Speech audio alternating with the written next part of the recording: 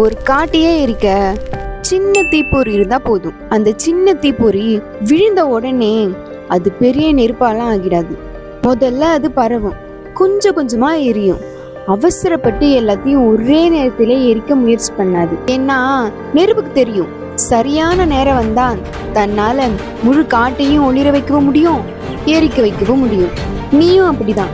இன்னைக்கு உன்னோட உழைப்பு ஒரு சின்ன தீப்பொறி மாதிரி இருக்கலாம், யாரும் கவனிக்காம கூட இருக்கலாம். ஆனா அந்த தீப்பொறியை அணைய விடாத, பத்திரமா சேவ் பண்ணி வச்சுக்கோ. ஆனா ஒரு நாள் அதே சின்ன தீப்பொறி தான் எல்லாரையும் திரும்பி பார்க்கவும் வைக்கும், பெரிய நெருப்பாகவும் எரியும். அதனால அவசரப்படாத. ஒரு சின்ன தீப்பொறிக்கு நேரம் வந்ததும் முழு காட்டையே எரிக்கும். உனக்கு ஒரு நேரம் வரும், அது வரைக்கும் வெயிட் பண்ணு. உனக்கு ஒரு நேரம் வந்த பிறகு உன்னை யாரெல்லாம் கேள்வி பண்ணாங்களோ அவங்க முன்னாடி போய் காலையில் தூக்கி விட்டு பேசு.